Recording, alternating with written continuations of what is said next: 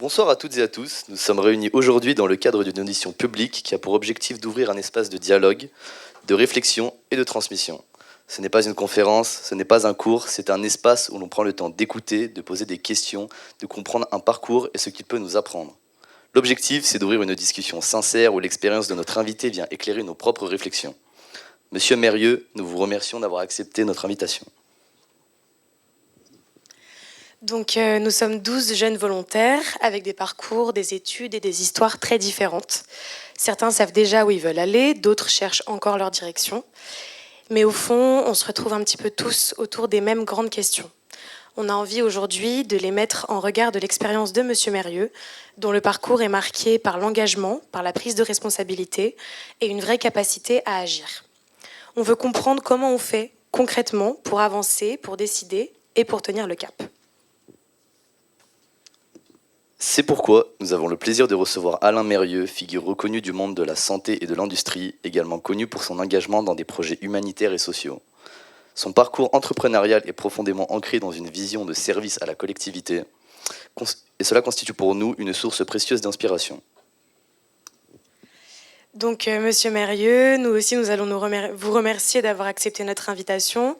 Nous sommes très ravis d'entamer cette conversation avec vous. Et maintenant, nous allons laisser la place à nos collègues qui vont prendre le temps de vous poser leurs questions. Merci.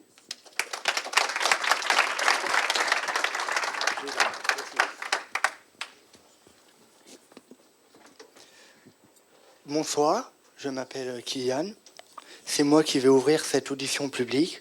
Pour les 4 premières questions, nous allons parler de la construction de soi. J'ai 19 ans et aujourd'hui, je vais vous parler de la relation avec mon père. J'ai parfois des relations compliquées avec mon père. Je n'arrive pas à rester moi-même. Mon père ne comprend pas mes choix et mes envies, celles par exemple de faire de l'événementiel plutôt que du journalisme, ou encore le fait de faire un service civique.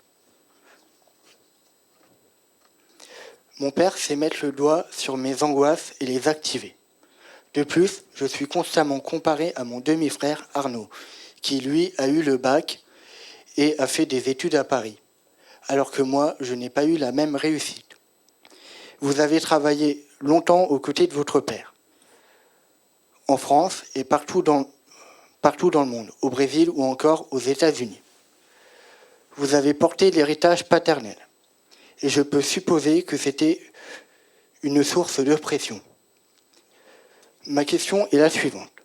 Comment avez-vous su gérer la pression familiale et comment avez-vous réussi à rester vous-même avec un tel héritage ?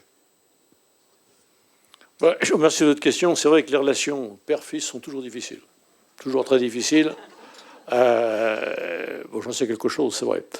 Mais moi, j'ai eu une chance dans ma vie, c'est de partir, je dirais, de la famille, que j'aimais bien, je m'entends très bien. J'avais une mère que j'adorais.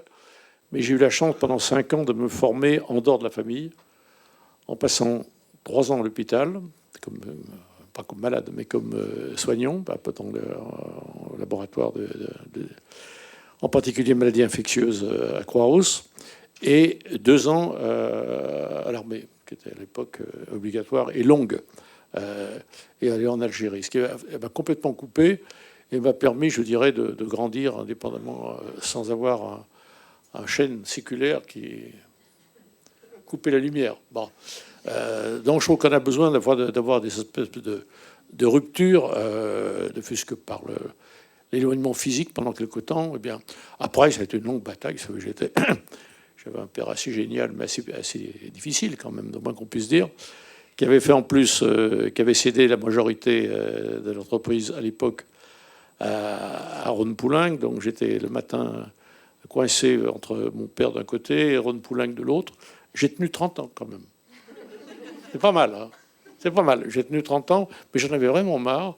Et j'en avais surtout marre de Ron Poulenc, qui avait changé de physionomie, qui était devenu un groupe très financier, plus du tout industriel. Donc je suis parti en 93 et j'ai remonté. J'avais la chance d'avoir gardé une entreprise séparée et de la remonter. Alors là, en collaboration avec mes fils, au contraire. Voilà. Donc j'ai pas de conseil à vous donner. Il faut survivre. Et à des moments, l'éloignement fait du bien. Ça sert à rien d'en prendre plein la gueule quand on est, autant se déplacer un peu. Voilà. C'est pas glorieux, mais c'est une façon de survivre nécessaire. Prenez le large un peu. Voilà. C'est vrai, parce que si on vous compare toujours, je sais ce que c'est à ses frères ou autres, c'est très difficile. Soyez vous-même et tirez-vous un peu. Voilà. Merci pour votre réponse.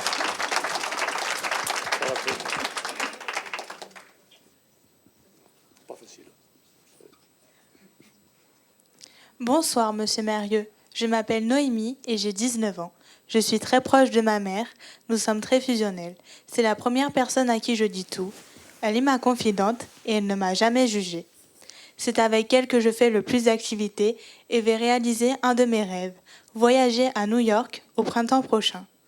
Mais le fait d'avoir cette forte relation peut être compliqué pour prendre mon indépendance, car la distance avec elle serait difficile. En étudiant votre parcours et votre histoire familiale, nous avons remarqué que le récit se concentre principalement sur les hommes. La place des femmes n'est pas au premier plan. Vous ne mentionnez pas non plus votre relation avec votre mère, Jeanne Mérieux. En tant que fils, père et grand-père, comment percevez-vous l'émancipation d'un enfant vis-à-vis de sa mère, particulièrement dans le contexte d'une relation fusionnelle? Merci. Bon, écoutez, je vous dirais d'abord que, contrairement à ce que vous pensez, la personne la plus importante dans ma vie était ma mère. Donc, j'ai avec elle une passion qui est très forte et que je poursuis tout le temps. Elle est toujours à mes côtés, rassure. Deuxièmement, je vis dans un matriarcat assez rapproché. J'ai une femme depuis la même depuis 60 ans, ça fait quand même déjà une longue chemin, qui s'entend très bien avec ma secrétaire, ce qui fait qu'en fait j'ai un bloc en fait. Donc j'échappe aux critiques de l'une, pas de l'autre, donc elles se mettent d'accord et j'en prends. Donc, et puis le matriarcat, il n'y a que ça. Moi je ne suis plus qu'entouré, vieillissant, que de femmes. J'en ai énormément, quand il arrive, les nouvelles rentrées sont très, très féminines. Et je trouve que c'est très bien ainsi. Moi, je fais partie des gens qui ont toujours vécu avec... à l'internat, on avait autant de femmes que de garçons. Même l'école vétérinaire, maintenant, est féminine à 90%. Je pense que les femmes ont pris toute leur part. Et s'il y a de la fusion avec sa mère, c'est normal, je pense. Et puis à un moment, il faudra tout doucement se séparer, tout en gardant des liens privilégiés. On ne rompt jamais avec sa maman. Jamais.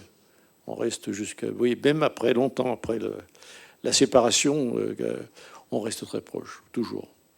Donc, vous faites pas de soucis là-dessus. Je crois que ce qui est fusionnel, c'est très bien. Je comprends parfaitement qu'une mère, une fille, c'est soit fusionnel. Ou beaucoup mieux que ce soit l'agressivité. Je pense que c'est une chance que vous avez.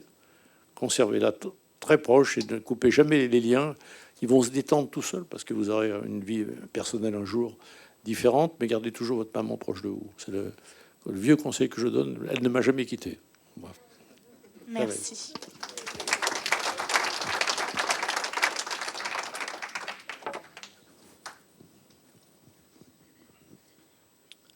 Bonjour Monsieur Mérieux, bonjour à tous. Je m'appelle Yacine, j'ai 20 ans et j'ai récemment perdu mon grand-père paternel qui occupait une place essentielle dans ma vie. Il m'a transmis mes premières valeurs et a beaucoup contribué à ce que je suis aujourd'hui. Le plus difficile a été de le voir s'éteindre lentement sous l'effet de la maladie d'Alzheimer, de sentir que les repères, les souvenirs et même une partie de ce lien si fort nous échappaient peu à peu, jour après jour. C'est une douleur silencieuse, progressive, qui marque durablement. Aujourd'hui, je ne pense pas avoir fait le deuil de mon grand-père. Je ne me remets pas de la douleur de sa perte. Votre parcours a également été marqué par des absences douloureuses, notamment la disparition de vos deux fils. Vous semblez être un exemple de résilience, une personne qui continue de trouver du sens et qui surmonte les plus grandes peines. Alors comment avez-vous traversé de telles épreuves et comment avez-vous réussi à transformer la douleur pour continuer à avancer? Merci. Ouais, je vous dirais qu'il n'y a pas une recette. Hein. C'est une... Bon, la séparation avec des êtres proches, c'est une blessure qui ne cicatrise jamais. Il faut le savoir qu'on ne se remet jamais. On essaye de faire face. On se donne d'autres objectifs. On se donne surtout, enfin dans mon cas, ayant été très proche de mes fils, que je savais ce qu'ils voulaient faire de leur vie, donc je fais pour eux ce qu'ils voulaient faire. Ce qui vous donne à la fois, on transforme une extraordinaire faiblesse en une force extraordinaire. Parce qu'on ne travaille plus pour soi. On travaille pour eux, pour leur mémoire. Et ça donne une force incroyable. Et c'est le seul moyen de survivre. Mais dire qu'on n'oublie pas. Vous êtes marqués pour la vie, on est tous marqués pour la vie. On est tous marqués, vous savez, dans sa vie.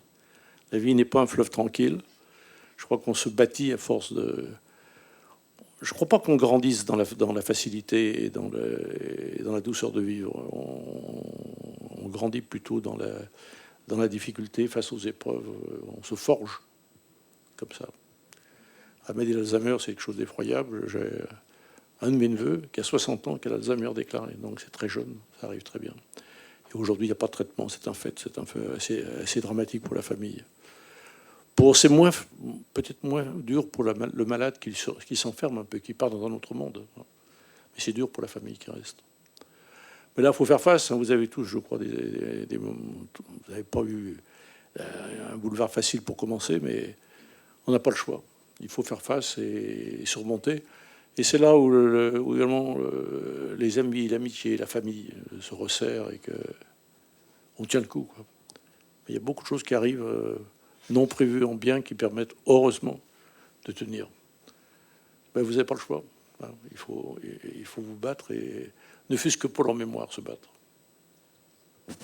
Merci beaucoup.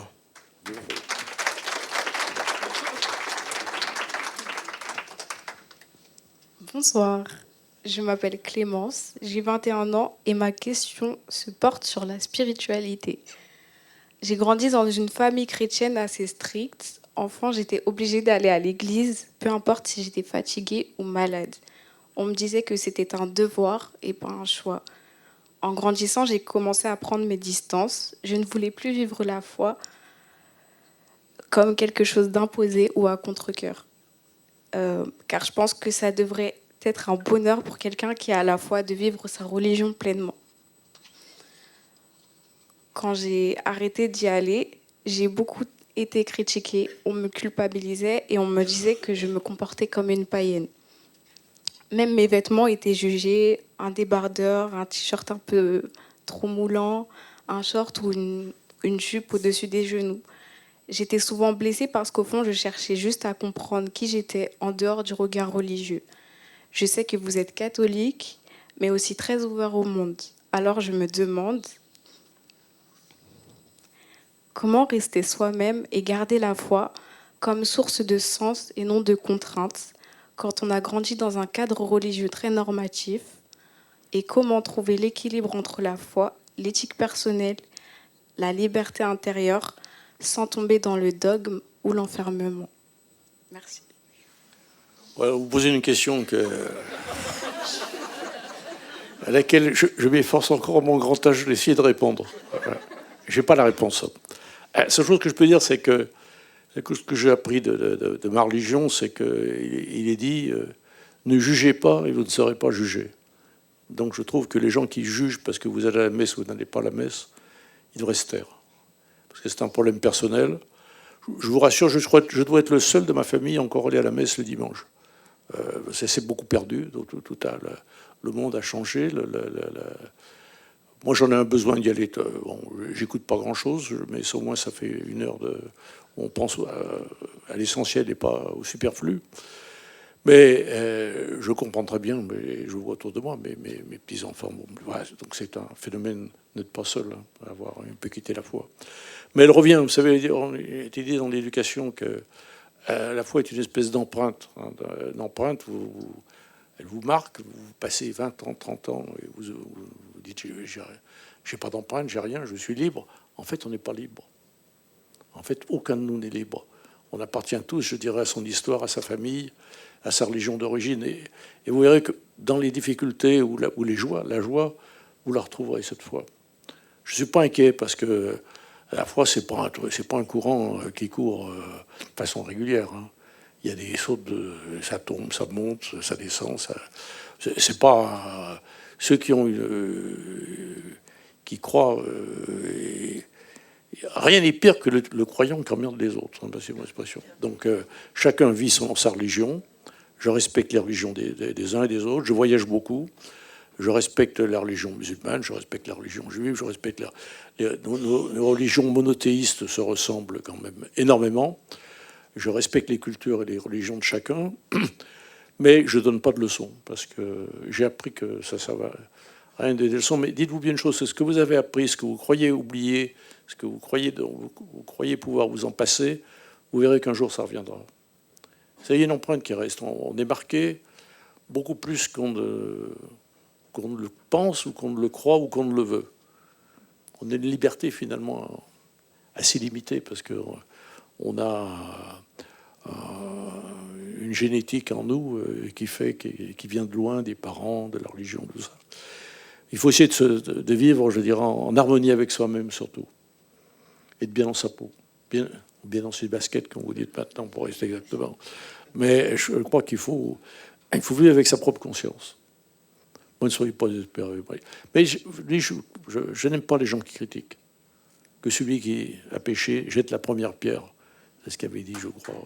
Bon. Comme j'ai beaucoup péché, je jette pas la première pierre. Merci beaucoup.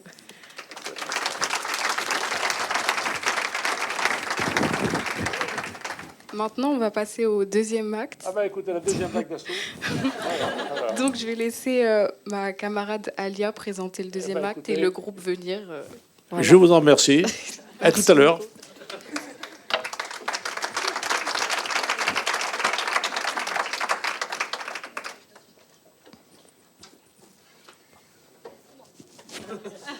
Donc, nous passons maintenant à l'axe du cheminement, autour duquel s'articulent nos prochaines questions.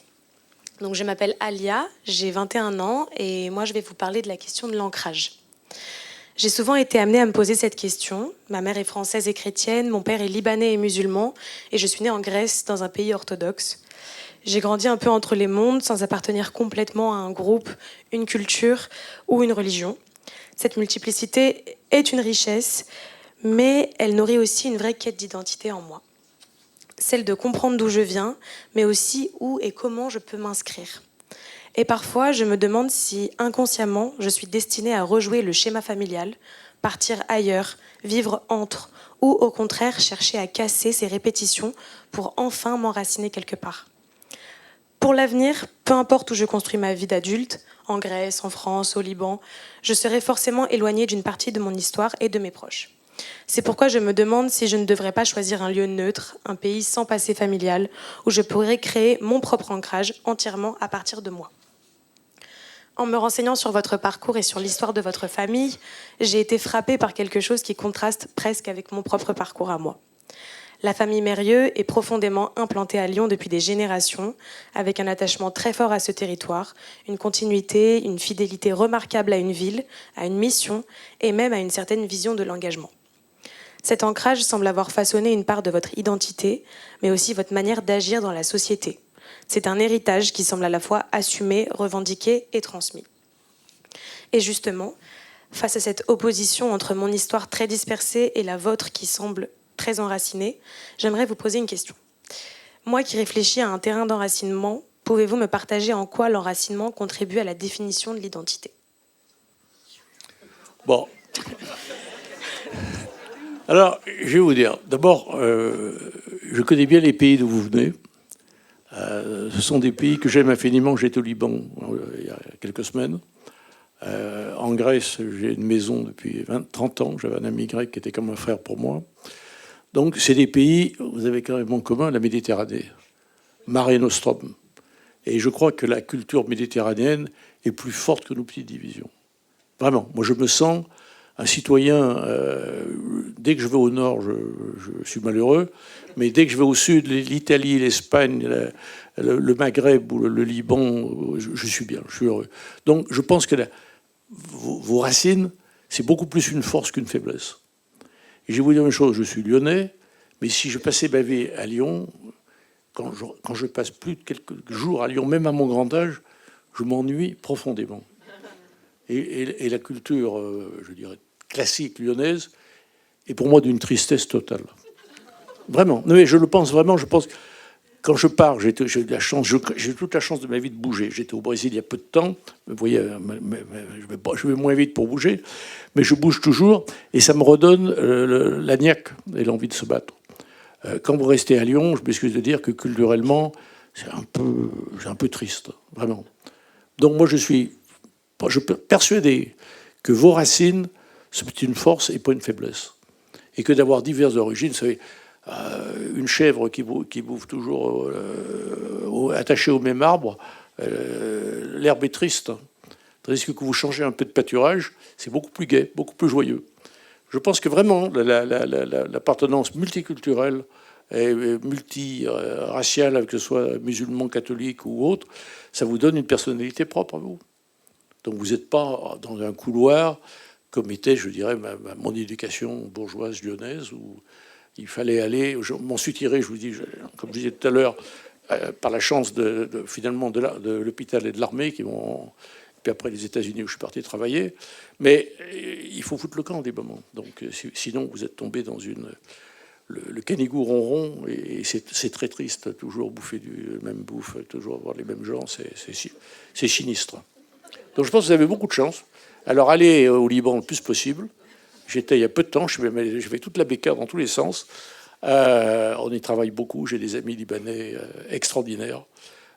Multi également, toutes les religions y sont faites, ils sont représentés. C'est un pays extraordinaire. Comme disent mes amis libanais, quand tout va mal, ils remercient Dieu parce que Dieu nous a donné la montagne, la plaine, la mer, tu nous as trop gâtés. Et Dieu a dit attends de connaître tes voisins. J'avoue qu'ils n'ont pas été déçus de ce côté-là. Donc il y a toujours cet humour qui fait que. Et puis la Grèce, c'est quand même extraordinaire, c'est toutes nos racines, la Grèce. Et puis, histoire de partir, vous savez, il y a une phrase latine que j'aime beaucoup. Je suis nul en maths, nul en numérique. Vous avez vu mon téléphone, je suis encore. Il passait pas parce que j'ai un vieux Nokia, heureusement, qu'on m'avait dépanné. Mais j'aime beaucoup la culture grecque et latine. Et les latins disant très peu de termes, il y a un terme qui est très bon, je connais. Fugistecum, tu fuis avec toi-même. Donc, quand vous partez, en fait, on part avec soi-même. Donc, il ne faut pas imaginer que ça dépayse un peu, mais on a nos propres racines. Vous avez vos racines, mais avoir plusieurs sources, c'est une source vraiment, encore une fois, mais je le pense du fond du cœur. De par ma longue vie, c'est un plus considérable. Prenez ce qu'il y a de bien dans chacun, et puis laissez de côté ce qui vous plaît pas. Vous avez la chance, vous pouvez choisir un peu, vous faites ce que vous voulez. Faites selon votre intuition, selon votre personnalité. Mais garder ces racines méditerranéennes, elles n'ont pas de prix, surtout aujourd'hui. Bien que notre culture soit critiquée maintenant par Washington, ce qui est bon signe. Donc, voilà. Non, mais je pense que vous avez beaucoup de chance. Honnêtement, je considère vraiment comme une chance les racines grecques et libanaises. Vraiment. Merci beaucoup pour votre Non, mais je le pense.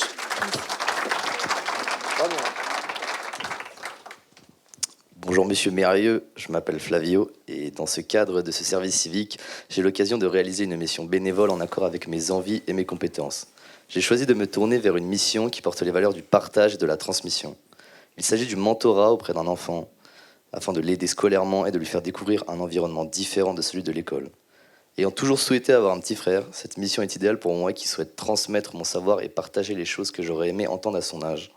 Pourtant, ce désir de transmission chez moi est tout de même paradoxal, car mon parcours scolaire, bien que récent, a été semé d'embûches dues à un comportement pas toujours apprécié par le corps enseignant. En effet, j'ai commis beaucoup d'erreurs que je regrette et je prendrai plaisir à enseigner à quelqu'un et comment ne pas commettre les mêmes erreurs.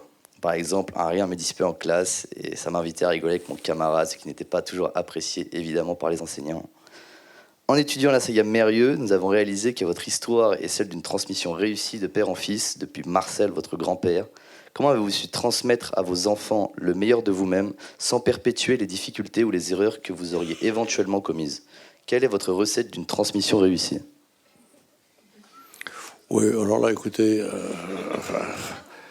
c'est vrai, quand on va au musée, ça paraît cool, hein. Je peux vous dire que dans chaque jour, c'est pas cool. Donc, c'est toujours très difficile de vivre. Déjà, vivre en famille, c'est déjà compliqué. Quand on est en plus dans la même entreprise. Alors, on a toujours eu des bureaux éloignés les uns des autres pour pas se foutre sur la gueule. Donc c'est fondamental quand même de garder des distances. Vous dire également que dans le parcours qu'elle vaut, bon, moi j'ai rencontré beaucoup de gens un peu atypiques dans ma vie. J'en ai rencontré beaucoup, à l'armée en particulier. J'avais rencontré qui était exclu du Parti communiste comme trotskiste. C'était un de mes grands copains, Herzberg, qui était l'adjoint de Guesmar, qui a foutu la merde en 68 en France, donc je l'ai bien connu. Simeoni, qui a tiré sur les gendarmes encore, c'était un de mes camarades vraiment très proches lorsque j'étais militaire à Calvi. Le parrain d'Alexandre était une tête brûlée complète des commandos. Bon, tous ces cinglés que j'ai eus, c'était des gars qui avaient, comment dire, une personnalité très forte, qui ne rentraient pas dans les petites boîtes. Mais ils ont quand même fait quelque chose de fort. On ne vous demande jamais d'être, comment dirais-je, de faire une vie ou de faire une carrière en perdant sa propre personnalité. Je crois qu'il faut... C'est comme moi, j'avais vu un cheval qui m'avait été donné par des amis tunisiens, justement. Et en Tunisie, les chevaux ne sont jamais castrés. Puis là, il était quand même excessivement difficile, donc on a dû le castrer. Et je donne cet exemple parce que c'est pas bon non plus. Un cheval, il ne faut pas le castrer. Donc, si vous voulez, chez eux, c'est l'affront. Mais ils ont raison. Et en France, il ne faut pas non plus castrer les gens. Vous voyez ce que je veux dire? C'est-à-dire avoir cassé les gens, c'est pas bon. Il faut garder une éducation, un respect des autres. Ça, supposément, il faut être respectueux les uns des autres, sinon c'est invivable. Respecter la différence, mais laisser les gens différents. Rien n'est pire que les petits pois réunis, ça n'a jamais fait grand-chose. On n'a jamais créé quelque chose si on est tous pareils et tous identiques. L'identité générale, c'est une tristesse totale. Donc il faut être différent tout en respectant les différences des uns et des autres. Mais on ne va pas vous demander de rentrer dans une petite case avec un tiroir tous les mêmes. On est tous différents et on a tous le besoin d'être personnellement respectés. Donc il faut que vous voyez. C'est pas du tout anormal d'être différent des autres, au contraire. Mais il faut se respecter, il faut vivre ensemble. De temps en temps, c'est pas facile tous les jours. Les relations familiales, c'est pas facile. Les relations business, c'est pas facile. Il faut qu'il y ait d'autres choses qui donnent un peu le drive. Cognac. Vous l'avez toujours ou pas, vous? Oui. Il faudrait un peu... il faudrait mettre le turbo quand même. Hein. Honnête. Hein.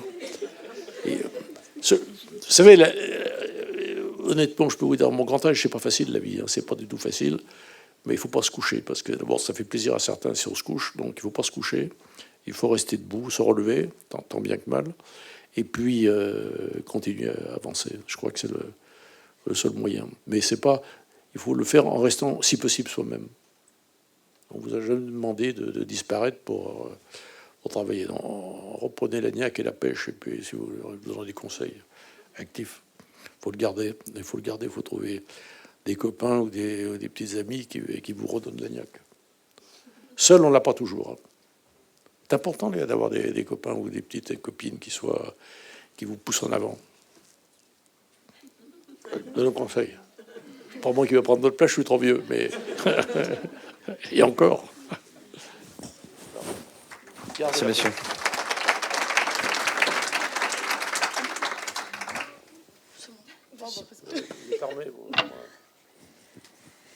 Bonsoir, monsieur Mérieux. Je m'appelle Julie et j'ai 21 ans. Et aujourd'hui, je vais vous poser une question qui concerne la légitimité. Je porte en moi un profond désir d'aider les autres et de devenir psychologue. Et c'est une vocation qui me porte depuis plusieurs années, mais qui s'accompagne aussi de doutes. Parfois, je me demande si je serais réellement légitime. Qu'est-ce qui fait qu'une personne peut se sentir suffisamment solide, suffisamment construite pour accompagner ceux qui souffrent? Et comment savoir si j'ai ma place dans un rôle qui demande à la fois présence, responsabilité et engagement humain? Et ces questions, je crois, résonnent en partie avec votre propre parcours. Vous avez repris les rênes de l'entreprise familiale à 27 ans. C'était une période qui était difficile et à ce sujet, vous avez d'ailleurs dit que diriger à 27 ans une boîte de 800 personnes dans un secteur de pointe avec beaucoup de personnes caractérielles comme on en a en biologie, ce n'est pas facile. Vous étiez encore très jeune, dans une période de vie où l'on se cherche, où l'on tente de comprendre quelle place occuper dans le monde. Et pourtant, vous avez su faire face à une responsabilité immense. On attendait de vous une direction claire dans un climat RH sans doute tendu. Ce contexte, il me touche beaucoup parce qu'il illustre la confrontation précoce entre les doutes intérieurs et l'ampleur des responsabilités extérieures. Du coup, ma question est la suivante. Je me demande comment, dans votre parcours personnel, vous vous êtes autorisé à agir, à accompagner et à prendre votre place, donc à être légitime, même lorsque vous doutiez encore. Oui. Écoutez, je crois que c'est les... Comme je pense, on part avec... on se construit tant bien que mal. Moi, j'ai eu la chance de me construire à l'abri des tumultes jusqu'à la fin de mes études. Après, ça se coupe en mal. Et après, c'est plutôt les événements vous poussent à bouger. Vous savez, il y a des... il suffit d'attendre pour qu'il vous tombe quelque chose sur la tête, hein, positif ou négatif. Mais c'est pas un fleuve tranquille, la vie. Et c'est en fonction de de la température de l'eau et de la hauteur des vagues qu'on s'adapte. Je pense qu'il n'y a pas une recette particulière. Je crois qu'il faut continuer à s'adapter, à faire face. Quand il y a des moments, quand ça ne va pas, parce qu'il y a des moments où ça ne va pas, alors je pense qu'il vaut mieux rester chez soi, récupérer soi-même, être bien entouré. Je crois que comme tout à l'heure, je dis, c'est fondamental d'avoir des amis dans la vie. Amis, hommes ou femmes, peu importe, mais que ce soit des amis qui soient là pour vous épauler. La famille est importante aussi. On a parlé de relations avec une mère, c'est quelque chose de sacré. Tout ça fait qu'on se bâtit, on avance, et puis on a des rencontres dans la vie formidables. Moi, j'ai des tas de rencontres dans ma vie qui font, encore maintenant, hein, qui arrivent à bouger les choses. Je vais dans des pays difficiles, aujourd'hui, qui sont les pays que je fréquente. Je ne suis plus du tout en business, heureusement, avec mes lacunes numériques, ça serait de la faillite. Mais je vais dans des pays pour la fondation, et je rencontre des gens mais fabuleux, mais très différents de vous, complètement différents, que ce soit au Liban, on en a parlé. J'ai des amis proches depuis 25 ans en Haïti où ils se battent dans des circonstances atroces. C'est la même chose au Mali. Je devais être au Mali, mais je ne peux pas y être parce que Bamako est encerclé. Mais j'ai des amis maliens qui sont extraordinaires, médecins qui travaillent. Il y a des tas de gens formidables sur Terre. Et c'est cet exemple qu'il faut prendre. Et puis les gars qui sont... Ce que je trouve insupportable, c'est l'eau tiède. Oui. Tous les gars qui sont là... et ça, les femmes, je reconnais que vous avez plus l'agnac que les hommes. En particulier dans les pays où je suis, en particulier en Haïti, on a fait beaucoup de microcrédits. 99%, c'est des femmes qui s'en sortent, hein, avec rien du tout, qui sont la fierté de se retourner. Donc, je pense que rien n'est écrit. Vous êtes au début de votre vie, vous aurez des parcours. Essayez d'éviter la routine. Essayez d'éviter les gens ennuyeux.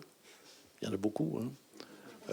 Évitez. Moi, maintenant, j'ai l'âge qui me permet de dire non, il y a une chose d'horrible en business, c'est le petit déjeuner le matin. Ça m'a toujours écœuré. D'abord, le matin, j'arrive pas à bouffer.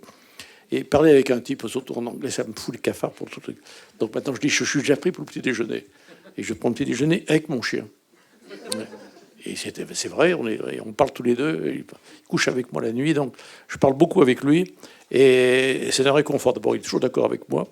Et bien, on a besoin, je dirais, de présence. Mais une présence animale est une chose formidable aussi. Vous n'avez pas évoqué aujourd'hui, mais la présence d'un animal, en particulier pour l'enfant, est quelque chose d'équilibré. Nous, on a actuellement, il y a plusieurs chiens qui sont à l'école vétérinaire, qui vont dans les hôpitaux pour les grandes détresses psychiatriques et les grandes détresses cancéreuses, en cancérologie. Vous avez apporté les chevaux à l'enfant autiste. Moi, il y a 50 ans, on avait donné des chevaux de sérum qui étaient allés. Il y a aussi cette réaction qu'on oublie un peu dans notre société, et une présence animale pour un enfant est un facteur d'équilibre extraordinaire. Il y a la maman, certes, va avoir un kleps, ou avoir un chat, ou avoir ce que vous voulez, ou un rat, peu importe, pourvu qu'il soit sympa et avec qui on puisse parler. Il faut se raccrocher, vous savez, à ce qui vous tient debout. Hein. Chacun a ses propres...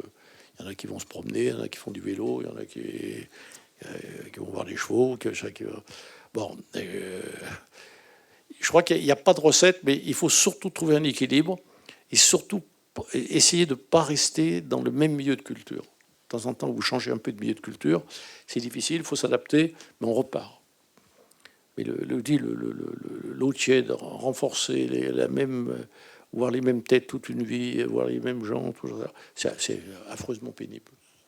On n'apprend plus rien.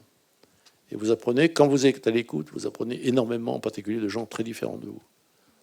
Donc restez ouverte à ça et puis bâtissez-vous. Mais gardez le contact. On apprend beaucoup de gens, encore une fois. Moi, je regrette le service militaire, pas du tout pour le fait militaire, parce que je n'ai pas fait grand-chose, mais c'est les contacts qu'on avait humains qui étaient extraordinaires. Et dans des circonstances où on était forcés d'être ensemble. Et ça m'a énormément apporté, comme l'hôpital. L'hôpital m'a apporté à la fois par mes copains du côté hospitalier que du côté des malades. C'est des contacts qui vous enrichissent pour la vie entière. Et on oublie de... Et puis quand on vieillit comme moi, quand on va dans des pays où c'est la grande misère, vous oubliez l'arthrose. Alors vous revenez au cercle de l'Union, tout le monde a de l'arthrose. Moi, j'y vais jamais. Je dis, c'est pas vrai, vous avez de l'arthrose, pas moi. Donc, non, mais il y a des moments où il faut aussi se comparer avec les autres. Hein. Mais restez pas dans le même circuit fermé. Hein. Bougez. C'est le retour. Et bonne chance. Merci beaucoup.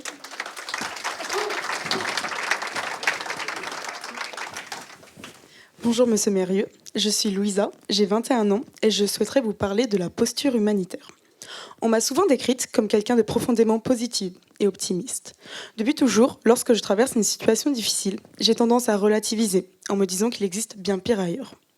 Et lorsque je me plains, je me sens rapidement coupable. Cette façon d'être m'a poussée à vouloir travailler avec les gens, pour les gens, de voyager, de découvrir d'autres cultures, d'apprendre d'eux. C'est de ce constat que mon envie de travailler dans le secteur de l'humanitaire s'est forgée. Mais en avançant dans ce parcours, une question revient souvent pour moi. Ai-je vraiment ma place dans ce domaine ? Ma position privilégiée, culturellement, socialement, financièrement, me fait parfois douter de ma légitimité et de la bonne posture à adopter, notamment lorsqu'il s'agit de travailler dans des environnements différents ou dans des pays en développement. Je me demande comment agir sans imposer, comment aider sans prendre trop de place, comment écouter réellement. C'est justement en réfléchissant à ces questions que votre parcours m'a particulièrement touchée. À travers la Fondation Mérieux et vos engagements humanitaires, vous avez choisi d'agir au plus près des besoins, en renforçant les compétences locales, en collaborant avec les acteurs du terrain, en travaillant dans des contextes parfois très éloignés du vôtre. Et avec l'entreprise des possibles, vous montrez une autre facette de l'engagement, celle qui consiste à utiliser sa position et son réseau pour soutenir les plus vulnérables. En découvrant vos actions, j'ai ressenti des échos avec mes propres interrogations. Ce mélange de volonté d'aider, de conscience de ses privilèges et de questionnement constant sur la posture juste. C'est pourquoi j'aimerais vous poser cette question. Pour vous, quels sont les principes et les valeurs qui président à une action humanitaire, qu'elle se situe en France ou à l'international ? Quelle est la justesse de la posture des femmes et des hommes qui s'engagent dans l'humanitaire ? Bon alors, je vous dis d'abord, les humanitaires professionnels m'énervent un peu, parce que je les connais bien. Alors, ils viennent de réaliser, c'est terrible cette année, parce que cette année, 50% des fonds mondiaux dans l'humanitaire ont disparu. L'USAID, qui était 45 milliards, a disparu. Le PEPFAR pour les SIDAïques a disparu. L'AFD est à moins 30%. Le Fleming Fund en Grande-Bretagne disparaît. Donc aujourd'hui, un grand choc mondial. Toute la délicatesse américaine ces temps-ci. Bon, moi je pense que je crois beaucoup. Je ne suis pas un grand religieux, je ne suis pas une grenouille de bénitier, mais l'encyclique du pape, tous frères, tutti fratelli, elle est quand même claire. On est tous frères, hein, que vous ne vouliez pas, que ce soit la couleur de peau, l'âge, on a une fraternité quand même qui se passe à travers les hommes. On ne peut pas très difficilement rester insensible. Je reconnais que personnellement, ça fait longtemps que je ne peux pas tolérer aujourd'hui que ma ville ait tant de gens qui soient... il y a 5000 personnes qui n'ont pas de logement aujourd'hui sur Lyon. Et il y a combien de logements libres ? 13 000. C'est-à-dire qu'on assiste à ce effroyable cloisonnement de la société française, mais qui est partout. Hein, dès que vous quittez la pièce, ils en font des cloisons. Mais c'est la même chose chez nous. Hein. Il faut sans arrêt foutre là les cloisons. Les gens sont cloisonnés. Alors, il y a ceux, les propriétaires qui ne veulent pas, il y a ceux qui ne veulent pas. C'est une aberration. Cloisonner, j'essaie de décloisonner. Bon, aujourd'hui, l'avantage de l'âge, c'est que je n'ai plus rien à foutre. Décloisonner l'évêque et le président de la métropole. Ils ont des logements vides, ils ne savent pas à qui ils appartiennent, etc. C'est quand même pas compliqué de se rencontrer, de parler. Les gens ne se parlent plus. Les gens sont dans des silos. Alors, je pense que ce que j'attends beaucoup de la nouvelle génération, c'est que vous cassiez ces silos. Et dès qu'on commence à se parler, d'abord on s'écoute et on se respecte. Mais il faut décloisonner. Vous savez, la vie c'est une bataille permanente. Il faut être un peu, tout en étant très, très bien élevé. Moi, j'essaye de me rappeler ce que m'ont éduqué mes parents. Mais il faut être également un peu casser les silos. Vous voyez. Donc, l'humanitaire, moi, vous savez, vous le faites aussi bien d'ailleurs à Lyon, vous pouvez le faire à l'étranger. À l'étranger, aujourd'hui, on a un problème très spécifique, c'est dangereux. C'est dangereux parce que de part, le monde a complètement changé dans les 10 dernières années. Le nombre de pays où j'allais, où je ne peux plus y aller, où je vais avec des gardes du corps, parce que donc autant pas y aller, mais bon, c'est sûr que Bamako, j'y passais beaucoup de temps. Aujourd'hui, je ne peux plus y aller. Haïti, il n'est pas question que j'y mette les pieds parce qu'on est pris. Et je peux vous en citer comme ça pas mal de pays où il faut aller avec prudence. Donc l'humanitaire français tel qu'il était du temps de mon vieux copain Kouchner, avec qui j'ai beaucoup travaillé, il est désespéré quand il me dit maintenant il n'y a que les footballeurs. De notre temps, on était les Médecins sans frontières, on était les rois de la piste. Maintenant, il faut jouer au football. Je dis calme-toi, on a le même âge, donc c'est normal qu'on les vogues et les vagues pleines. Mais le temps des humanitaires que j'ai connus n'est plus le même. Les humanitaires demandent, en gros, ce qu'on fait, nous, on essaie de les former et à Dakar pour l'Afrique et à Beyrouth pour le Moyen-Orient, d'avoir des gens d'abord qui parlent les langues des pays, qui respectent. Ça sert à rien d'aller au Moyen-Orient si vous ne parlez pas arabe. Donc il faut s'adapter. Et puis, je crois que le terme, il n'y a pas que. Oui, l'humanitaire, c'est plus vaste que moi. On peut être. C'est une façon de vivre, une façon de s'ouvrir aux autres, de façon d'avoir les portes ouvertes, d'écouter les gens, de parler, se parler, décloisonner, parce que tout le monde se protège. Et puis quand ça va mal, quand vous avez en plus le phénomène comme aujourd'hui où les gens ont peur du futur, les gens ont peur d'être dans la rue, ce qui est vrai d'ailleurs, c'est pas toujours facile. Les gens ont peur du lendemain, les gens ont peur de l'économie. Enfin, et dès qu'on a la peur qui arrive et qu'elle prend, les gens ne se parlent plus. Et ils ferment les portes et les persiennes. Et ça, c'est votre génération doit les faire sauter. Vous n'avez pas le choix. C'est pas facile. Vous n'avez pas Je pense que votre génération va être confrontée à vraiment des épreuves très fortes. Moi, j'ai eu la chance de vivre 80 années de paix en Europe, par la guerre d'Algérie, mais qui était quand même très spécifique et limitée à la France. Le reste, on était en paix pendant 80 ans. C'est fini ce temps-là. Et bon, il faut vivre avec, mais vous voyez, en fait, s'ouvrir aux autres. Nous, on a pris pour ma femme, c'est pas moi, une famille ukrainienne pour une semaine, 15 jours. Ça fait 3 ans et demi qu'ils sont à la maison. J'ai une petite fille qui fait ma joie tous les soirs. Elle m'attend. Je vais me faire engueuler ce soir parce que j'arrive tard. Mais on est beaucoup plus gagnant-gagnant, ce que je veux dire par là.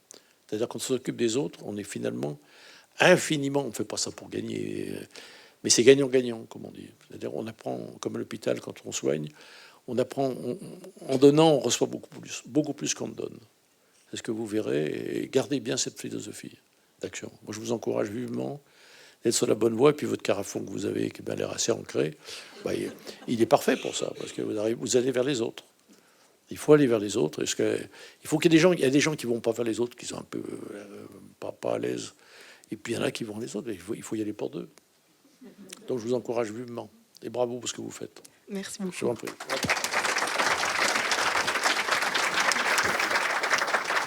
Donc nous allons maintenant passer au 3e et dernier acte. Donc merci d'accueillir les prochains participants. Bonsoir Alain Mérieux. Les 4 prochaines interrogations porteront sur les questions de comment faire face. Alors, je m'appelle Shaima, j'ai 18 ans. On vous a souvent entendu dire que comme une bactérie, vous vous adaptez. Vous parlez souvent de cela comme d'une force essentielle. Personnellement, c'est une idée qui me parle beaucoup parce que j'ai moi-même dû apprendre à m'adapter très jeune. Parfois, dans des situations, mes valeurs étaient mises à l'épreuve. Par exemple, au lycée, donc très récemment, quand je devais chaque matin retirer mon voile pour entrer en cours. C'était pas un choix facile, et même si je m'adaptais et que c'est devenu une facilité pour moi au bout de 3 ans, j'avais toujours ce sentiment de devoir mettre de côté quelque chose d'important pour moi. Dans votre parcours, vous avez dirigé de grandes organisations et porté des engagements humanitaires forts. Alors ma question est la suivante. Y a-t-il eu des moments où vous avez dû vous adapter au point de risquer de vous éloigner de vos propres convictions? Et si oui, comment avez-vous fait pour continuer à avancer sans perdre ce qui vous semble essentiel? Non, sans perdre l'essentiel, oui. Bon, le gros avantage que j'ai sur vous, c'est des heures de vol. Donc j'en ai beaucoup. S'adapter, on n'a pas le choix. Je pense que on est tous, je dirais, prisonniers de son passé. On est prisonnier de son environnement. On est prisonnier de beaucoup de choses. Bon. L'expérience que j'ai acquise de tout ça, c'est que on n'a pas le choix que de s'adapter en restant soi-même. Qu'il faut, je dirais, ce que me disait, j'avais des gens avec qui je travaillais à une époque qui étaient beaucoup plus intelligents que moi. Il fallait changer en restant soi-même. C'est un peu ça, c'est-à-dire, on passe son temps à s'adapter et à évoluer et à changer. C'est très différent, moi, d'il y a 5 ans, d'il y a 15 ans. Bon. Mais en même temps, j'essaye de rester avec des valeurs qui sont les miennes, qui viennent de loin, qui viennent de la famille, qui viennent de l'éducation, qui viennent de la religion, qui viennent des amis, qui viennent des drames de la vie, hein, qui ont beaucoup marqué, je dirais, qui m'ont profondément marqué. Et j'essaye de m'adapter à tout ça. J'essaie de m'adapter également à un monde qui n'est pas le mien, le monde aujourd'hui de l'entreprise que j'ai connue, qui était très entrepreneuriale, familiale, où on travaillait, est devenue très financière, très spéculative. Il faut s'adapter. On n'a pas le choix, sinon on fait de la philosophie, on se casse la gueule, et tout le monde va au tapis. Donc on est forcé de s'adapter à un environnement qui n'est pas le sien. Pas le choix. Vous n'avez pas le choix. Je crois qu'aujourd'hui, je suis très heureux de voir ce qui se passe à travers le monde, de voir l'évolution de la brutalité, le drame de l'Afrique, qui est un drame considérable, de voir le drame de la démographie, qui est quelque chose que l'on oublie. Mais quand je suis né, nous étions 2 milliards, vous êtes 8 milliards d'habitants. Ces 8 milliards, ils sont essentiellement dans les pays du Sud, qui vont un jour venir. L'immigration sera un problème dramatique pour les uns et pour les autres. C'est-à-dire que ça sera il y aura des chocs culturels et humains considérables que votre génération va connaître. Mais vous n'avez pas le choix que de vous adapter en conservant des valeurs, je pense que d'humanisme, un peu de respect des autres. Hein. Sinon, ça va être intenable. Mais est-ce que vous avez le choix? Non, vous n'avez aucun choix. Vous êtes de quel pays d'origine de votre famille? Mes parents en Tunisie. Tunisie, ouais. Pays que j'adore. Je connais depuis mieux qu'un Tunisien. Ah ouais. J'avais un ami tunisien qui était comme un frère pour moi, donc j'ai passé beaucoup de temps en Tunisie avec. Je connais depuis la table de Jugurtha jusqu'à Djerba, jusqu'à Tozeur, en passant par Tataouine également, que j'avais vu de mon temps. Donc c'est un pays que j'adore et qui aujourd'hui souffre beaucoup. Hein. Alors, vous avez un président qui est assez... qui vieillit. Bon. Mais vous avez... c'est un pays qui est aussi fabuleux parce qu'il a une histoire profonde. Les origines que vous avez sont des origines, encore une fois, méditerranéennes. Donc elles sont, pour moi, excessivement... Je suis à l'aise là-bas chez vous. Je suis un vieux Chibani, mais que vous voulez... Ils me connaissent, hein. Et vous montrez comme l'histoire. La première fois que j'étais en Tunisie, j'étais avec sa femme, entre Faiza et Fatma, qui étaient deux sœurs très belles en plus, adorables, qui m'ont dit: c'est ton premier voyage en Tunisie, tu es content? J'ai dû leur avouer, j'ai failli me faire d'ailleurs écharper, parce que j'avais accompagné des blessés, j'étais chercher des gens après le... Je ne sais pas si vous êtes trop jeune pour ça, mais en 61, il y a eu Bourguiba et De Gaulle s'étaient fâchés, On a envoyé des parachutistes à Bizerte. C'est trop vieux pour vous. Donc j'étais allé chercher donc je connaissais la Tunisie, que je failli me faire écharper à mon dîner. Donc c'est un pays que j'aime bien, voyez, malgré tout, que je connais depuis longtemps et qui a gardé un équilibre assez merveilleux, qui n'est pas très heureux de ce qui s'est passé en Libye, qui a beaucoup déstabilisé. Mais je reviens donc à votre question, c'était laquelle en fait? Mieux parce que j'allais la reposer. Y a-t-il eu des moments où vous avez dû vous adapter au point de risquer de vous éloigner de vos propres convictions? Oui. Mais je pense qu'on n'est pas non plus dans une petite cage toute sa vie. On fait des conneries, on fait des erreurs. Je fais pas que d'erreurs dans ma vie. Le problème, c'est de revenir. Le problème, c'est d'avoir quand même quelque chose de plus fort qui, même lorsque vous perdez un peu le contrôle de la mécanique, ce qui arrive, oui, ce qui est simple parfois de se paumer un peu à droite ou à gauche, il faut revenir sur l'essentiel. Et vous revenez lorsque vous avez, encore une fois, c'est la force, je pense, de l'éducation et la force de l'empreinte qu'on a eue les uns les autres, familiale. C'est quoi votre essentiel à vous? Comment? À la tête de votre entreprise, quel était votre essentiel? Dans la boîte? Ouais. Bon, d'abord, je dis souvent, il faut qu'on partage la même vision, tous, dans une boîte. C'est-à-dire, je pense qu'il faut avoir... Ce que j'ai appris partout à l'hôpital, à l'armée, diverses associations, on discute et on dit c'est là où on va. C'est la vision partagée. Qu'est-ce qu'on veut faire de sa boîte? Qu'est-ce qu'on veut faire de sa vie? Qu'est-ce que vous voulez faire de votre famille? Il faut se reposer toujours la question, qu'au vadis, hein, où vas-tu? Où vas-tu? Où vas-tu? Et je crois que dans l'entreprise, je crois qu'on est arrivé à faire partager à peu près par tout le monde qu'on est là pour servir la santé publique à travers le monde, quelles que soient les barrières politiques, quelles que soient les barrières religieuses. Bon, on est sur un monde qui est quand même très ouvert. Et là, c'est le monde de l'infectiologie. Donc, on ne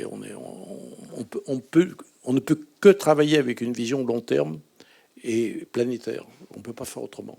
C'est nous imposé par notre travail. Et c'est une chance parce que ça nous donne la possibilité de mobiliser les uns les autres, faire face à ces maladies. Et on peut le faire qu'en travaillant avec les Chinois, en travaillant avec les Américains, en travaillant avec, en République du Congo. Les virus n'ont pas de frontières, les bactéries non plus. Donc ça, c'est la première force. La deuxième, ce qu'il faut, c'est quand même que les gens à l'intérieur, on n'a pas le choix. Hein. Il faut la niaque, hein, il faut se battre. Vous n'avez aucun choix que de savoir vous battre et vouloir se battre.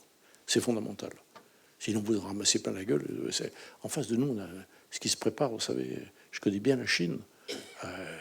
Ils débarquent, hein, ils sont là. Hein. Attends, on va dire qu'on va rigoler 5 minutes. Hein. Je les avais cet après-midi. Et puis, troisièmement, je pense qu'il y a un point important. Je crois qu'il faut, si on réussit, si on ne se casse pas la gueule, il faut quand même avoir en tête un peu l'idée de partager un peu. Et à ce moment-là, vous tenez, quand vous avez la vista, la niaque et le partage, vous avez une certaine joie de vivre et vous pouvez gagner. Mais si vous n'avez pas ça, si on n'a pas cet armement interne, partagé, on ne passera pas. Donc on n'a pas le choix. On n'a pas le choix, c'est s'adapter, mais s'adapter avec une vision positive. Pas s'adapter comme disant je vais pas crever, quoi. Ça ne m'intéresse pas, ça. C'est-à-dire on va y aller, on va se battre. En sachant que ça va être très dur. Et votre génération, vous allez être en première loge. Merci.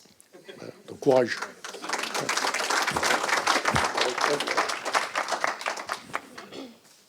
Rebonsoir. Enfin, je suis juste là. Je m'appelle Victoria, j'ai 20 ans et j'aimerais vous parler d'un sujet qui me tient très à cœur, la cause animale. Vous en avez parlé un petit peu plus tôt. On est très amis. Alors justement, je trouve ça insoutenable de voir toutes les souffrances que l'industrie de la viande fait subir aux animaux.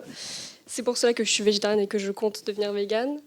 J'ai du mal même à comprendre que tout le monde ne soit pas réceptif à la souffrance animale et n'ait pas conscience de cette énorme injustice, puisque les animaux sont complètement impuissants face à leur sort.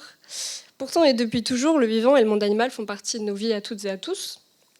Certains me disent trop empathique, mais il y a quelque chose pour moi de difficilement explicable derrière l'amour que je porte pour les animaux, voire pour le vivant en général. En tout cas, dignité et respect du vivant sont des valeurs éthiques fondamentales dans la conduite de mon parcours de vie. Pour revenir à vous, du coup, j'ai cru comprendre que vous portez une certaine affection pour les animaux, notamment les chevaux qui ont fait beaucoup pour l'homme et la médecine, ou encore vos chiens. Vous cultivez aussi l'amour pour les arbres, qui vous vient peut-être de votre grand-père maternel. J'ai donc l'impression que le vivant occupe aussi une place importante dans votre vie. Ma question est donc la suivante. À l'heure du réchauffement climatique et des écocides, je me demande comment vous avez concilié votre affection et votre respect pour le vivant avec les exigences, notamment expérimentales, de l'industrie biologique et pharmaceutique. Oui, alors Claire, d'abord, Dieu merci par rapport à ma jeunesse, ça a beaucoup bougé. Je me rappelle, là, j'étais dans les livres, voilà, dans la bibliothèque, j'ai regardé des livres chinois. Il y avait un livre sur une thèse sur la variole. Quand je suis arrivé à commencer à travailler à 25 ans, ils m'ont collé la fabrication des vaccins antivarioliques. C'est sur une génisse qu'on se clarifie et qu'on rase et qu'on passe. C'était effroyable. Bon. C'est le dernier vaccin qu'on ait produit. Il n'y a plus de vaccin de variole maintenant, heureusement, pour la génisse. Donc, j'ai travaillé. Je vais vous être très franc, quand j'étais à la fac, j'avais toujours une copine avec moi qui s'occupait. Dès qu'il fallait travailler, même sur une souris, j'arrivais pas. Je peux pas. On a eu des singes à des moments pour la polio. J'allais les voir le soir pour leur parler, parce que, Dieu merci, on a évolué, on est passé sur la culture cellulaire. On a échappé à tout cela. Et Dieu merci, ça fait d'énormes progrès aujourd'hui sur le respect de l'animal. Ceci étant, moi, je vous dis franchement, je ne peux pas travailler sur animaux. Jamais pu. J'ai jamais pu y arriver. Alors, mes grands conflits, mais relativement agréables avec l'évêque, c'est que j'ai toujours dit,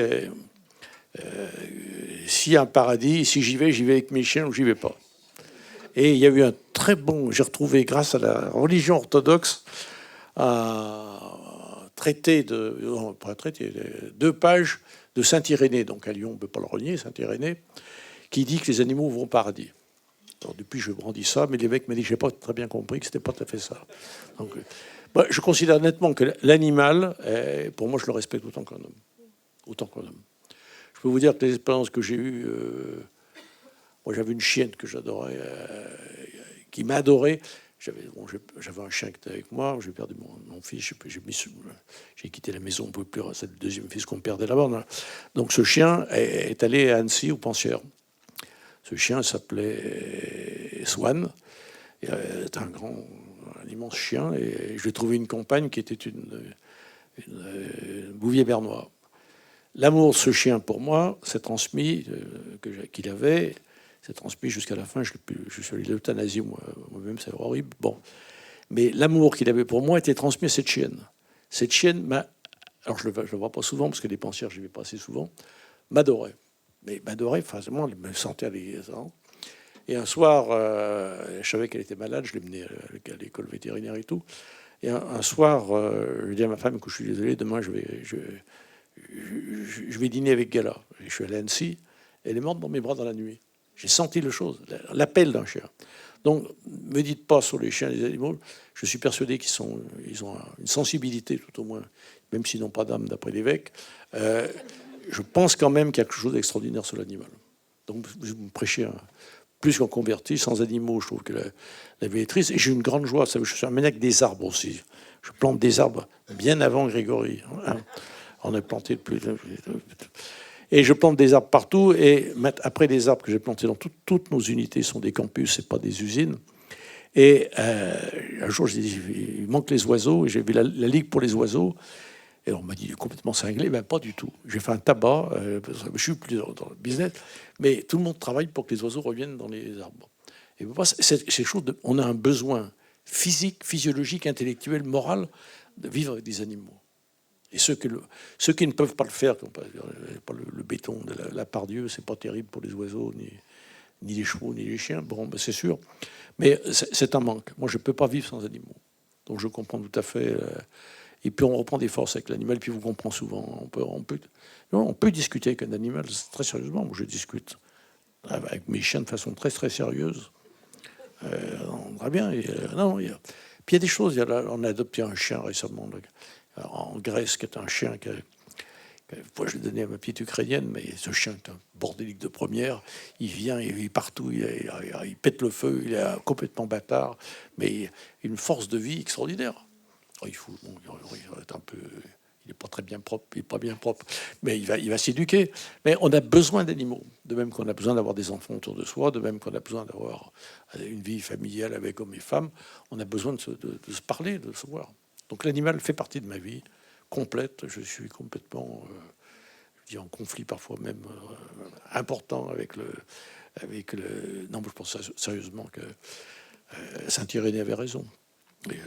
Il a raison. Il paraît que c'est Descartes qui a foutu la merde. M'a dit, c'est un autre théologien qui est celui, le patron de l'Ucli, que je raconte toujours mes marasmes quand on est à table. Il me dit, c'est vous qui avez raison, c'est Descartes qui a foutu. Mais Saint-Irénée a raison. Donc j'ai une partie de l'Église qui est d'accord avec moi. C'est important. Donc c'est un équilibre. Voilà, mais continuez. Vous avez une vie avec les animaux? Vous allez vous occuper d'animaux? J'aimerais bien, oui. J'hésite encore si je dois en faire mon métier ou non. Ah oui, parce que c'est assez formidable. Ils vous le rendent bien. Ils vous le rendent extraordinairement. Non, je vous encourage vivement parce que je partage votre sentiment et gardez-le bien. Merci beaucoup. Merci.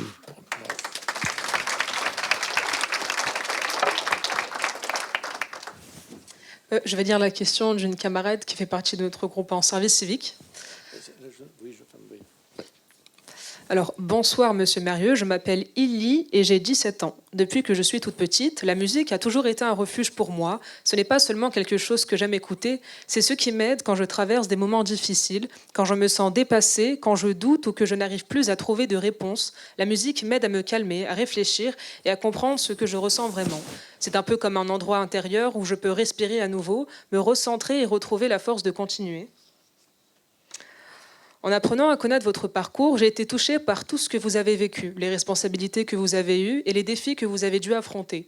Même si nos vies n'ont rien à voir, je me suis dit que vous aussi, vous aviez sûrement traversé des moments très intenses et je me suis demandé comment vous faites, vous, pour rester fort et continuer à avancer quand tout devient compliqué. C'est pourquoi j'aimerais vous poser une question personnelle, inspirée de ce que je vis moi-même. Et vous, dans les moments les plus intenses de votre vie, qu'est-ce qui vous aide à vous ressourcer et à retrouver votre énergie pour continuer à avancer ?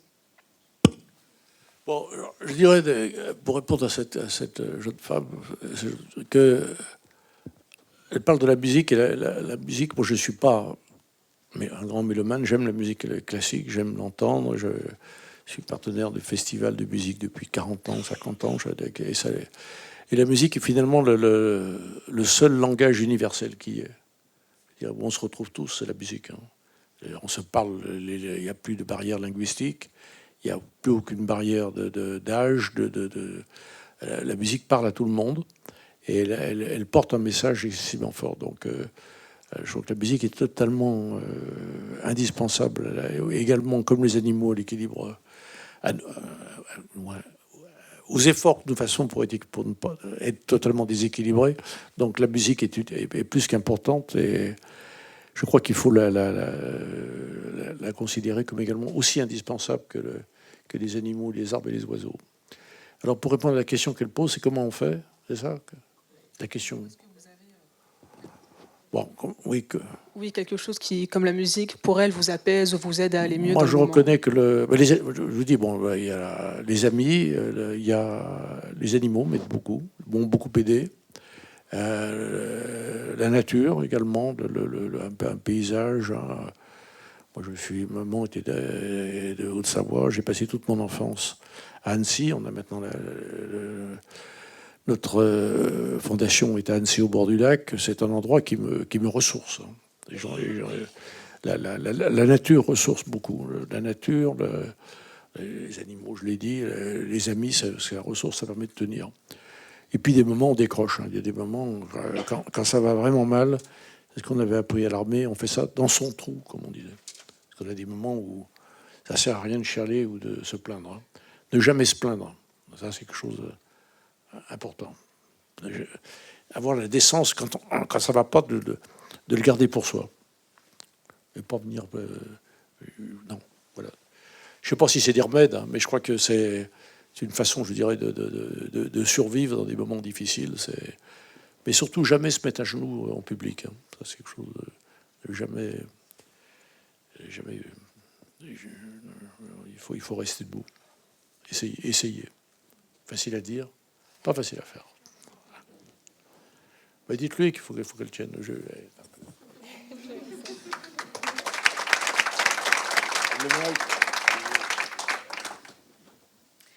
Bonsoir, je m'appelle Élie, j'ai 19 ans et aujourd'hui je voulais vous parler du métier passion.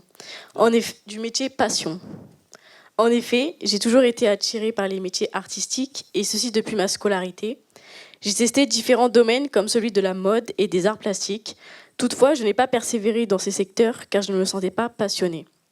Et pour moi, il est essentiel de faire quelque chose qui me passionne. Je ne peux pas envisager un futur professionnel sans passion. Depuis mes 14 ans et mon tout premier téléphone, ce qui m'accompagne, c'est la photo.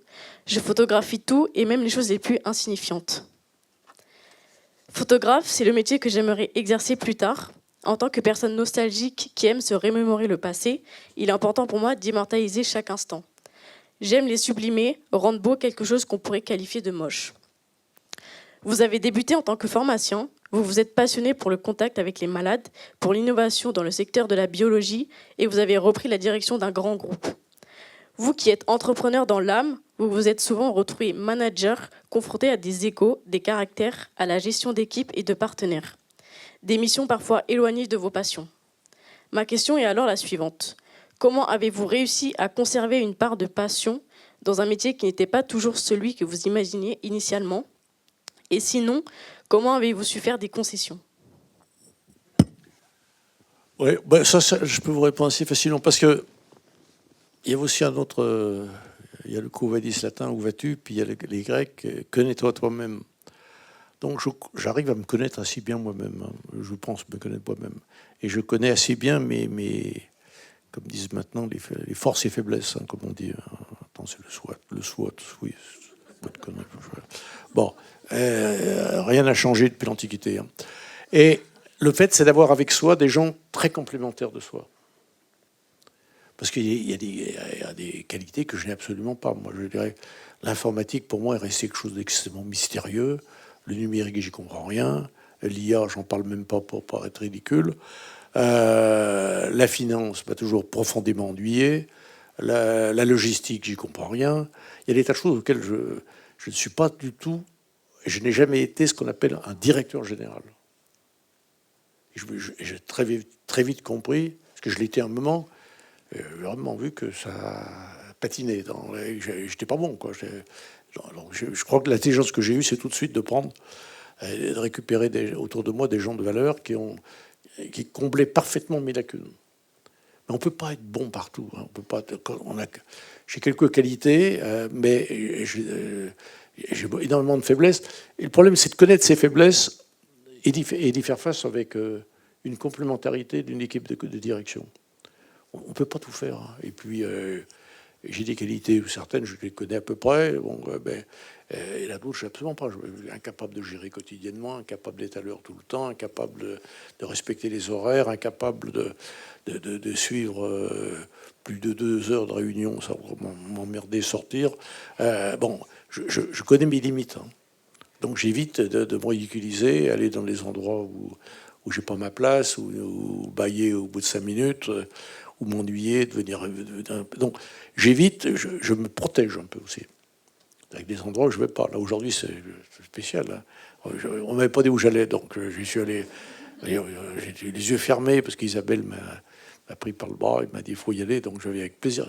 J'ai beaucoup de plaisir à vous trouver, parce que vous représentez un peu le futur, et que le futur, aujourd'hui, je pense beaucoup à votre génération, parce que ce qu'on vous laisse, c'est pas terrible. Pas terrible. Donc, je suis content de pouvoir vous parler, puis non pas vous donner des conseils, parce que je crois qu'il y a tellement de gens qui savent la vérité, qui donnent des conseils, qui se gourrent, qu'il suffit d'écouter les émissions. Alors vous vous rendez compte qu'on a des tables rondes, vous ne pouvez pas ouvrir une télévision, on a des experts. La France a des experts en tout. On a un tel expert de trucs, raconte des trucs, enfin, ça n'a aucun intérêt. Et on crève d'avoir une foultitude d'experts remarquablement intelligents. On souffre dans ce pays d'avoir des gens tellement brillants. On a eu, rappelez-vous, vous qui on parlait de musique, nous avons eu les Mozart de la finance aussi. Bon, voyez où on est. On a la dette la plus grande de la Terre. Et Mozart, on a commencé, je dis, avec la flûte enchantée, on termine avec un requiem triste. Donc, méfiez-vous de tout ce qui est un peu, je dirais, stéréotypé. méfiez-vous, je dirais, de dire une vérité.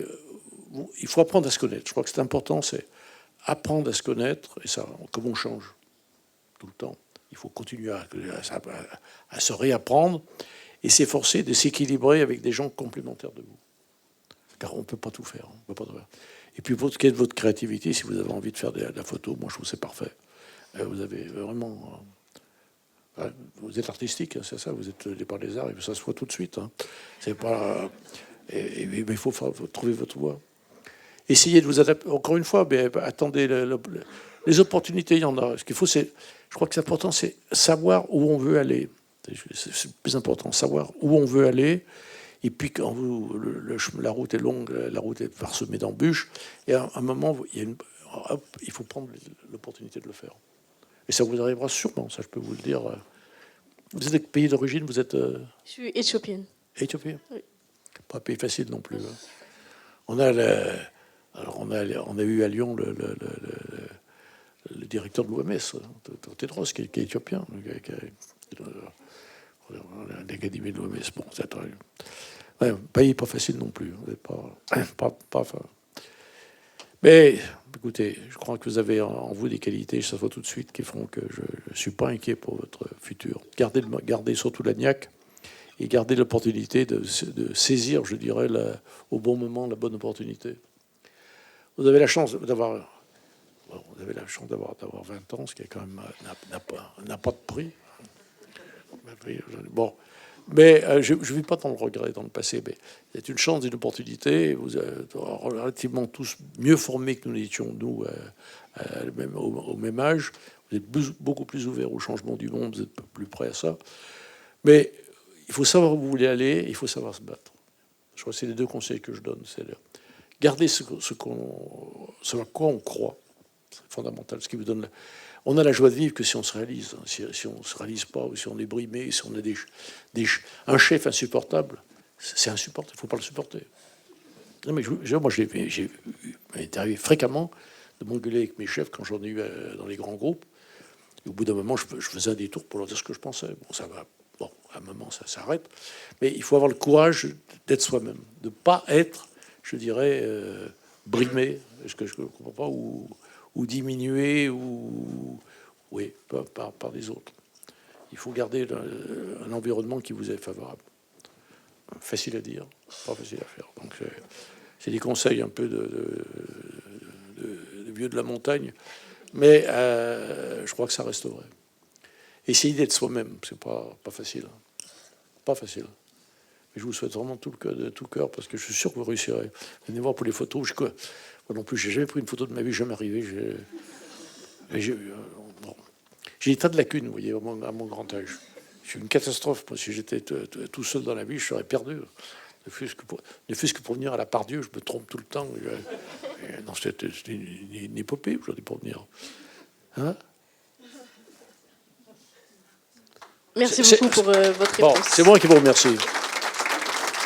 Non, je vous remercie parce que je pense que vous apportez beaucoup plus un message d'optimisme, et je suis très admiratif, honnêtement, de vos parcours et de votre façon dont vous abordez le futur avec une sérénité et une force.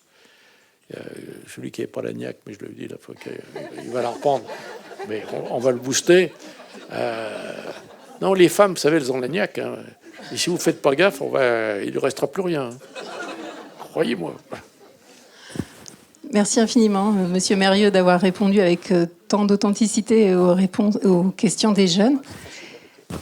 J'allais vous proposer de conclure. Est-ce que vous avez envie de partager avec nous ce que vous avez vécu ce soir, ou si vous aviez envie de dire quelque chose particulièrement aux jeunes? Non, mais écoutez, moi je suis arrivé sans savoir où j'allais, donc ça au moins l'avantage, c'est la surprise. Donc je vous trouve honnêtement, d'après ce que la description, on m'a passé des papiers sur les cités d'or, c'est ça. Hein, bon, je vous trouve bien meilleur et bien plus performant que je n'aurais cru. C'est la première réaction très claire de ma part. Je vous trouve bien plus forte, je m'excuse qu'avec les femmes à peu près, et plus fort que vraiment je le croyais en venant. Je pense que vous avez un potentiel en vous. Je vous le dis vraiment du fond du cœur, hein, beaucoup plus grand que vous ne le pensez vous-même. J'arrive bien. Ça, le seul truc que je suis pas mauvais, je sens assez bien les trucs là. Les vieux chiens, vous savez, c'est pas intelligent, mais ça sent bien les choses. Et là, ce soir, ce que je sens, c'est que vous avez en vous un potentiel très grand de développement. C'est à nous les vieux, quoi, d'assurer quand même un environnement qui vous protège, qu'on vous massacre pas. Mais si on massacre pas cette jeunesse, elle a du potentiel fantastique. Donc à nous de jouer, à ce que les entreprises vous accueillent de façon intelligente, que la vie ne vous massacre pas trop, et puis que vous soyez vous-même et que vous réussissiez. Moi, je suis beaucoup plus optimiste après vous avoir écouté que ce que vous m'avez dit avant. Voilà. Donc je pense que vraiment vous avez en vous un potentiel, mais malgré mon grand âge, un charme auquel je suis sensible. Non, mais c'est vrai, ça joue beaucoup. Il faut également, dans la vie, vous savez, il faut avoir aussi un peu d'attrait, sinon la vie est triste. Et je pense que vous l'avez. Vous avez le potentiel intellectuel, le potentiel de charme pour réussir dans la vie. Donc vraiment, je le pense vraiment de tout cœur. Je m'excuse pour les hommes, mais je suis moins sensible aux hommes qu'aux femmes. Ça, c'est... Mais je vous souhaite quand même le meilleur et l'agnac et la force. Vraiment, pour moi, c'est une très bonne soirée. J'ai passé un très bon moment. Et j'espère que vous n'êtes pas trop ennuyés. Je n'ai pas trop de raconter de conneries. Qu'il arrive à un certain âge, il y a un âge, il faut se méfier. Il y a un âge, il ne faut plus sortir. Je ne sais pas quand je vais avoir le moment. Il faudra que je reste chez moi parce que on va ennuyer les gens. Mais là, c'était bref, hein, les réponses. C'était très bien. Inquiète en disant, il ne faut pas parler c'est... plus de 5 minutes. Faut pas. Bon, c'est déjà, j'ai fait un test. Bon, pour moi, j'ai fait un effort énorme ce soir. C'était parfait. Merci infiniment. Merci beaucoup. Bravo aux jeunes.